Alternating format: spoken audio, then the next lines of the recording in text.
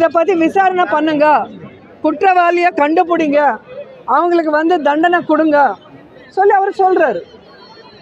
சுப்பிரமணிய சுவாமி அவரும் கேஸ் போட்டிருக்காங்க. CBI enquiry நாங்கள் கேட்டுட்ருக்கோம். இதெல்லாம் விட்டுட்டு சும்மா ப்ரெஸ் மீட்டு ட்ராமா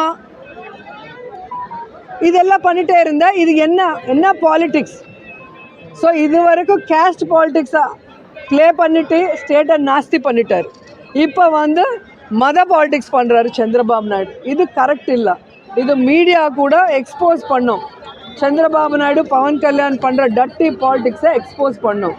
திருமலாவில் லட்டுவில் எந்த விதமான மிக்சிங் இல்லை, அது எல்லாரும் தெரிஞ்சுக்கணும். அண்ட் முக்கியமானது, சனாதன தர்மம்காக நாங்கள் ஃபைட் பண்ணுறோன்னு சொல்கிறவங்க சாமியை கும்பிட்றதில்லை, சாமியை நம்புறதில்லை. அவங்க பண்ணுற வேலைங்களை பார்த்தாலே உங்களுக்கு தெரியும். பவன் கல்யாணோட அப்பா அவங்க பாட்டி விளக்கு ஏற்றுனா அவங்க அப்பா அந்த விளக்கில், சாமிக்கு ஏற்றின விளக்கில் சிகரெட் பிடிப்பாருன்னு பவன் கல்யாண் ஒரு இன்டர்வியூவில் சொல்லியிருக்காங்க. அவங்க பிரதர் அண்ணா நாகபாபு கடவுளே இல்லை, இதெல்லாம் ட்ராஷு, கடவுள் ஒரு பற்றி கேவலமாக பேசியிருக்காங்க. அவரோட ட்வீட்டு பார்க்கலாம், அவரோட வீடியோ நீங்கள் அடித்தாலும் யூடியூப்பில் கிடைக்கும். இதே பவன் கல்யாண் என் பொண்டாட்டி கிறிஸ்டியன், என் பசங்க பாப்டிசம் எடுத்திருக்காங்க, நான் கூட எடுத்திருக்குன்னு சொல்லிட்டு அவர் சொல்லியிருக்காரு. இப்போ சனாதன தர்மம்னு சொல்லி நாங்கள் ஏதோ தர்மத்தை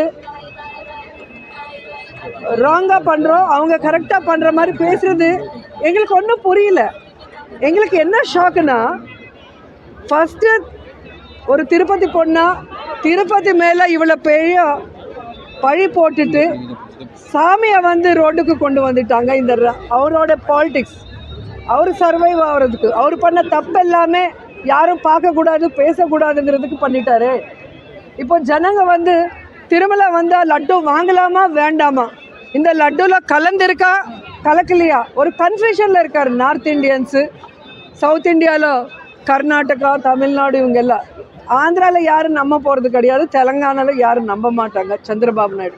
ஏன்னா அவரோட டட்டி பாலிட்டிக்ஸு கம்பைன்ட் ஸ்டேட்டில் பார்த்துருக்காங்க, டிவைட் ஆன ஸ்டேட்டில் கூட பார்த்துருக்காங்க. ஸோ இன்றைக்கி நாங்கள் கிளியர் கட்டாக சந்திரபாபு நாயுடுக்கு பவன் கல்யாணுக்கு சம்பந்தம் இல்லாமல் வெளியே ஸ்டேட்லேருந்து எங்கள் ஸ்டேட்டுக்கு ட்ராமா ஆடுற பிஜேபி சின்ன லீடர்ஸ் யாரோ இருக்காங்களோ அவங்க. ஏன்னா மோடி சாருக்கு தெரியுமா இல்லைன்னு எங்களுக்கு தெரியல. ஸோ இவங்க எல்லாருக்கும் நாங்கள் சொல்கிறது ஒன்று தான், உண்மையிலே தப்பு நடந்திருந்தா நாங்களே கேட்குறோம், சிபிஐ என்கொயரி போடுங்க, சுப்ரீம் கோர்ட்டு ஜட்ஜு அதுக்கு பரிவேட்சணை பண்ணோம். ஏன்னா அவரோட இதில் தான் நடக்கணும். சுப்ரீம் கோர்ட்டில் பில் இருக்குது, விசாரணை பண்ணுங்க, தப்பு பண்ணுறவங்கள தண்டிங்க. அதில் கலந்திருந்தா அதுக்கு யார் அவங்கள தண்டிக்கணும், அது இல்லாமல் பொய் சொல்லியிருந்தா பொய் சொன்னவங்கள தண்டிக்கணும். இதுதான் நாங்கள் கேட்குறோம். ஸோ இது கிளியர் கட்டாக எல்லாருக்கும் தெரிகிற மாதிரி ப்ரெஸ் தான் பண்ணணும். ஏன்னா இது இனியோட முடியாது. இது எல்லா ஸ்டேட்லும் இந்த ஒரு பேட் பாலிட்டிக்ஸு இது போனால் கரெக்டாக இருக்காதுன்னு தான் இன்றைக்கி நான் பேச வந்திருக்கேன். ஸோ இன்றைக்கி எல்லா கோயிலில் நாங்கள் எல்லா கடவுளை வேண்டிக்கிறோம், இந்த சந்திரபாபு நாயுடு நல்ல புத்தி கொடுங்க, அவரால் முடிஞ்சால் நல்ல வேலை செய்ய சொல்லுங்கள், இல்லைன்னா வீட்டில் போய் படுக்க சொல்லுங்கள் ரிசைன் பண்ணிட்டு. இந்த மாதிரி ஜனங்களையும் ஏமாற்றிட்டு, ஃபேமிலி மெம்பர்ஸையும் ஏமாற்றிட்டு, ஸ்டேட்டும் ஏமாற்றிட்டு, ஃபைனலாக கடவுள் மேலே கூட கை வைக்கணும்னு நினைக்கும் போது அவங்களுக்கு கடவுளே தண்டனை, பெரிய தண்டனை கொடுக்கணும். அப்போ தான் இன்னொருத்தர் கடவுள் கூட விளையாட மாட்டாங்க.